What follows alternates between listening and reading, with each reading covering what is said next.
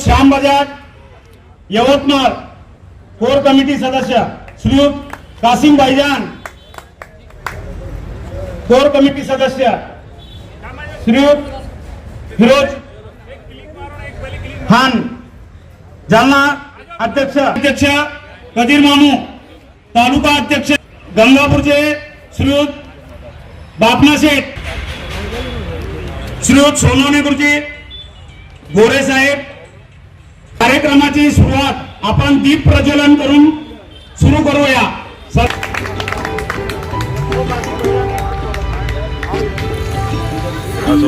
Yes sir, आज यहाँ पर जो कार्यक्रम रखा गया है क्या बात है? ये पहली बात ये है कि मेरा नाम है आरिफ खान, मैं भारतीय वाहन खरीद बिक्री संगठन का राष्ट्रीय अध्यक्ष हूँ और जैन चालक मालक संगठन का भी राष्ट्रीय अध्यक्ष हूँ। तो हम लोग का प्रोग्राम आज का पदग्रहण का भी है और बहुत बड़ी बात ऐसी है कि 54 आरटीओ है, यानी 54 आरटीओ है महाराष्ट्र में।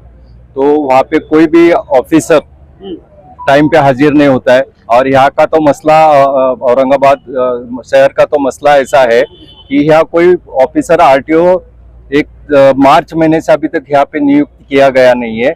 और दूसरी बात, अगर आरटीओ नहीं रहता है तो ऑर्डर करने वाले, सिग्नेचर करने वाले लोग कोई रिस्पॉन्सिबल आदमी नहीं रहता है और उसके वजह से पेपर जो है, हम लोग गाड़ी खरीदी बिक्री करने वाले लोग हैं, छोटी छोटी गाड़ियां लेते हैं, 1-2 लाख रुपए की गाड़ियां लेने के बाद में अगर पेपर 5-5, 6-6 महीने अगर ऑफिसर हमारे को देते नहीं है तो उसके जरिए से हमारा धंधा कारोबार ठप होने का टाइम आया हुआ है।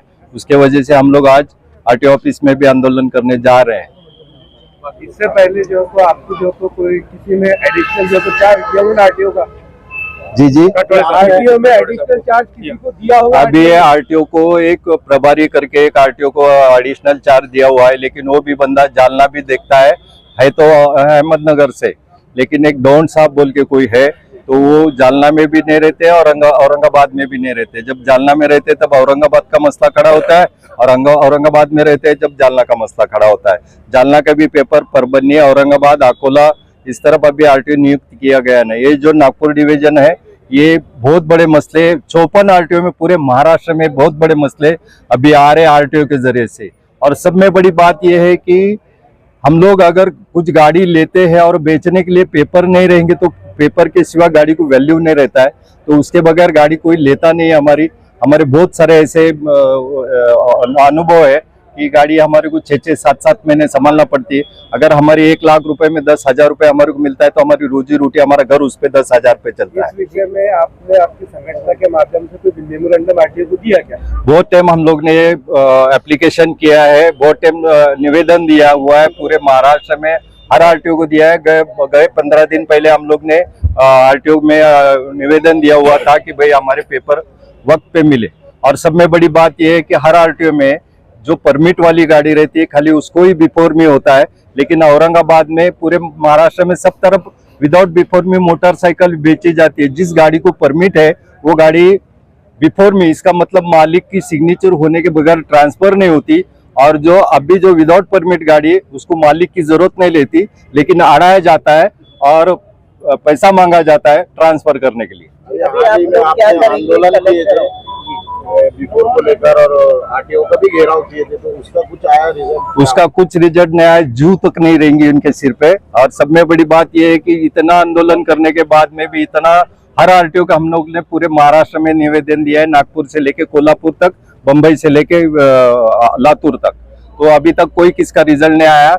अगर ये रिजल्ट जल्दी नहीं आता है तो जहीन चालक मालक संगठन और भारतीय वाहन खरीदी बिक्री संगठन, अभी थोड़ा सा ड्राइवर के बारे में और गाड़ी मालिकों के बारे में बताता हूँ कि गाड़ी का प्रॉब्लम यह है कि अभी हिट एंड रन का कानून आया हुआ था, 10 साल की सजा, 7 लाख रुपए दंड। अगर 7 लाख रुपए ड्राइवर के पास रहता तो 10 साल की सजा अगर होती है।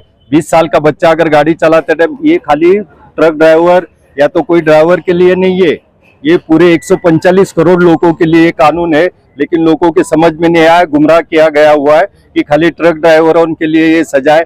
बिल्कुल नहीं भाई, आपके घर की भी गाड़ी हो, अगर आपसे एक्सीडेंट हो, कोई मर गया हो तो उसके अंदर आपको भी 10 साल की सजा और 7 लाख रुपए का दंड। हम लोग सुप्रीम कोर्ट में जाके उसको थोड़े दिन के लिए स्टे लाए हुए हैं अभी 30 तारीख को वापस तारीख है उसकी सुप्रीम कोर्ट में। आज कैसा आंदोलन करने वाला है, क्योंकि आंदोलन तो बहुत किया है, आज कुछ अनोखा आंदोलन करने वाला है। आज अनोखा आंदोलन ऐसा है कि हम लोग रैली निकाल रहे हैं, ये लास्ट की लहरें रहेगी।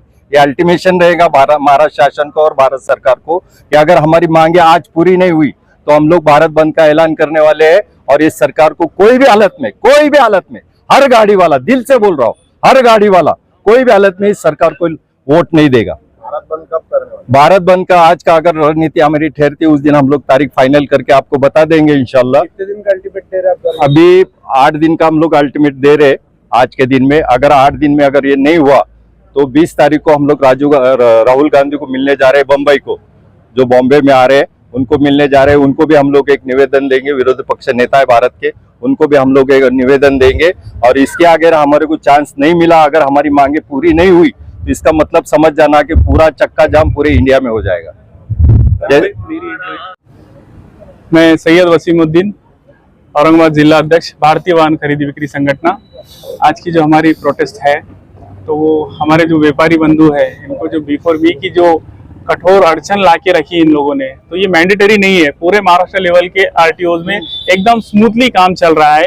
ये जो टर्म्स एंड कंडीशन अप्लाई किए यहाँ पर इस डिस्ट्रिक्ट में, ये अननेसेसरी है। तो दूसरी बात, ये जो गाड़ी ट्रांसफर होने के बाद RC जो है वो बाय हैंड मिलनी चाहिए हमारे को। हमारी जो डिमांड्स है वो डेलीगेशन में लिखी हुई है, लेकिन प्रमुख डिमांड 3 है, जिसके अंदर B4B कैंसिल होना चाहिए, जैसा हमारे राष्ट्रीय अध्यक्ष आरिफ भाई ने कहा है। तो ये बहुत इससे ज्यादा इश्यू रहे। हमारे 400-500 से करीब, सिर्फ मैं डिस्ट्रिक्ट की बात कर रहा हूँ, व्यापारियों का पेट पानी, पूरा धंधा, घर खर्चा इसी व्यापार पे चलता है। तो मेरी रिक्वेस्ट ये है